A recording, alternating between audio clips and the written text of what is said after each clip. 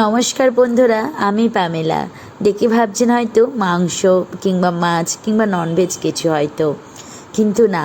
হ্যাঁ, এতটাই গ্রেভিটা দেখে আপনিও কনফিউশন হবেন, কারণ এই গ্রেভিটা মূলত সাউথ ইন্ডিয়ান স্টাইলে বানানো।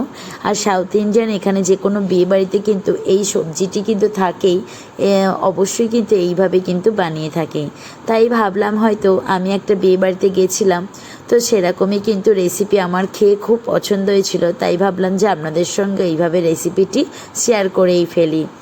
আর এই সবজিটি খেতেও কিন্তু ভারী মজার লাগে। সবজিটির কিন্তু একটু টক টক ভাব লাগে খেতে, আর খুব মিষ্টিও লাগে। তাই টক ঝাল ব্যালেন্স সব কিছু বজায় রেখেই সাউথ ইন্ডিয়ান স্টাইলে নেমে পড়লাম মাঠে একদম কোমর বেঁধে রেসিপিটি করার জন্য।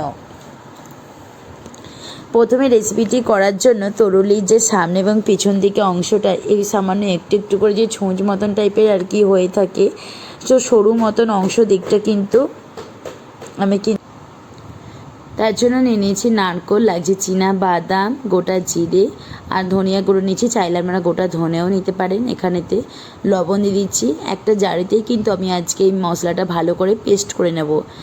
রান্নাটা করার সময় আর কোনো রকমই কোনো মশলা দেওয়ার ঝামেলা আমাকে করতে লাগবে না। তারপরে কি করলাম, হলুদ গুঁড়ো আর লঙ্কার গুঁড়োটাও কিন্তু নিয়ে জলটা দেখুন কতটা দিচ্ছি, এতটা পর্যন্তই আপনারা জলটা দিয়ে ভালো করে কিন্তু পেস্ট করে নেবে। জলটা এতটা ভাসমান পর্যন্তই কিন্তু দিয়ে এই যে দেখুন একটা স্মুথ টাইপের মতন একটা পেস্ট বানিয়ে নিয়েছি। এতেই সব কিছু দিয়ে দিলে সুবিধা একটাই, কি বলুন তো, রান্না করার সময় আর কোনো কিছু দেবার ঝামেলা করতে হবে না। তারপরে যে কুঁদুরিগুলো আমি কেটে রেখেছিলাম বা কন্দুরিগুলো আমি যে কেটে রেখেছিলাম, সেই কাটা কন্দুরিগুলো দিয়ে দিলাম। কাটার প্রসেসটা আপনাদেরকে প্রথমেই দেখিয়ে দিয়েছি। এইভাবে কাটবেন, খেতে কিন্তু খুব ভালো লাগে। আর সব থেকে যেটা বেশি করে ভালো লাগে সেটা হলো দেখতে দেখতে কিন্তু প্লেটে সাজিয়ে দিলে কন্দুরিগুলো এরকমভাবে দেখতে হলে, যেহেতু কন্দুরি জিনিসটা ছোট আর সরু মতন টাইপের হয়, তার জন্য কিন্তু এইভাবে একটুখানি কাটিং করলে কিন্তু কন্দুরিটা কিন্তু খুব ভালো লাগে। আর এখানে বিয়েবাড়িতে যেহেতু এইভাবেই কিন্তু কাটিং করে, তো আমি চেষ্টা করেছি পুরোটা একদম ওই রকমভাবেই কিন্তু বানিয়ে আপনাদেরকে দেখানোর জন্য।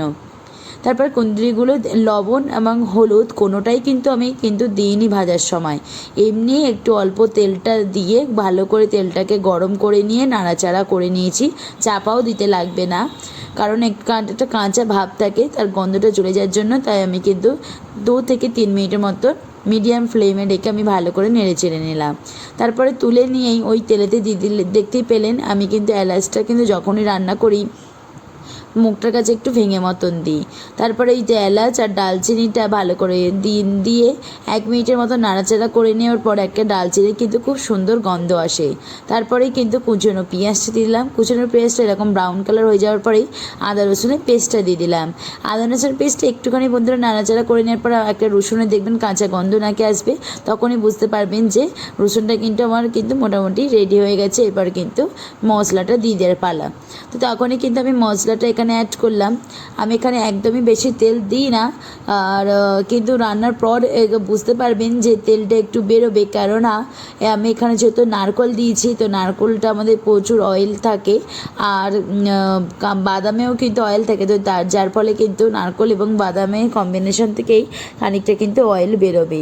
তাই আপনারাও চেষ্টা করবেন রান্নাটা কিন্তু এরকমই অল্প একদম তেল দিয়ে প্রথম থেকে শুরু করতে। তারপরে দেখুন মিক্সারের জারটা ভালো করে ধুয়ে আমি ওতে পেস্ট করে রেখেছিলাম, তো ওই জারটাই ভালো করে ধুয়ে আমি এখানে জলটা অ্যাড করে দিলাম। জলটা অ্যাড করে দেওয়ার পরেই দেখতে পাচ্ছেন কালারটা কতটা সুন্দর লাগছে। তো আমি এখানে আর কিচ্ছু অ্যাড করব না, আর একদমই মিডিয়াম ফ্লেমে রেখে কিন্তু অনবরত নেড়ে যেতে হবে, নিচে লেগে গেলে কিন্তু চলবে না।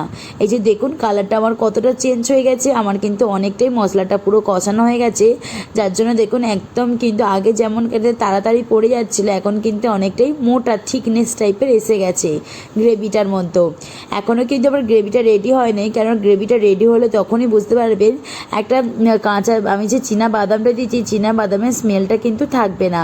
5 থেকে 7 মিনিটের মতন কিন্তু একদম লো ফ্লেমে রেখে হাতে সময় নিয়ে এরকমভাবে কিন্তু নাড়াচাড়া করে নেবেন, তাহলে কিন্তু একদমই পুরো পারফেক্টভাবে গ্রেভিটা রেডি হয়ে গেছে। আমি একটু গ্রেভিটা আমার বড়মশাইকে দেখাতে নিয়ে গেলাম চামচে করে, যে কেমন হয়েছে একটুখানি বলো তো। যেহেতু পাকা মাস্টার ঘরেতেই আছে, তাই একটু তাকে দেখে নেওয়া ভালো, নতুন রান্নার এক্সপেরিমেন্ট করছি বলে কথা। দেখুন গ্রেভিটা কিন্তু আমার পুরোটা রেডি হয়ে গেছে, আর সেরকম কোনো কিছু গন্ধ আসছে না। 5 মিনিটের মতন আমার লাগলো সময়। তারপরেই কিন্তু এই যে কন্দুরিগুলো, ভেজে রাখা কন্দুরিগুলো আমি দিয়ে দিলাম। কিন্তু ভাজার সময় দেখুন একটুকু কিন্তু আমার কন্দুরি গায়ের কালারও চেঞ্জ হয় না, কিছুই হয় না, কারণ আমি 2 থেকে 3 মিনিটের মতো নাড়াচাড়া করেই নামিয়ে রেখেছিলাম, যাতে করে কন্দুরিটা একটু খেতে আর কি খুব ভালো লাগে। আর এই যে দেখুন এবার কিন্তু কন্দুরির সাথে এই গ্রেভিটা ভালো করে একটু মিশিয়ে নিলাম। মিশিয়ে নেবার পরেই কিন্তু সঙ্গে সঙ্গে কিন্তু জল অ্যাড করে দেবো। কন্দুরির রেসিপিটা কিন্তু একদমই ঝোল টাইপের হবে না, একদম গ্রেভি টাইপের হবে। সেই রকম বুঝে বন্ধুরা কিন্তু আপনারা জলটা অ্যাড করবেন। 2 মিনিটের মতন আমি লো ফ্লেমেই রেখে একদম চাপা দিয়ে দিলাম, যাতে মশলাটা আর কন্দুরিটা ভালো করে মিশে যায়। আর মশলার গা থেকে দেখুন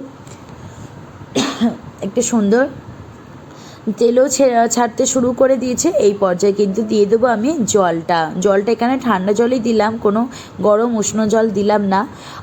আপনাদের কাছে রিকোয়েস্ট করব যে একবার অন্তত প্লিজ বন্ধুরা এইভাবে রেসিপিটি করে দেখবেন, অসম্ভব সুন্দর খেতে হয়। চাইলে কিন্তু আপনারা এইভাবে একবার চিকেন কিংবা মাছ কিন্তু যে কোনো সবজিও রান্না করে খেতে পারেন, দারুণ খেতে হয়, অসম্ভব সুন্দর।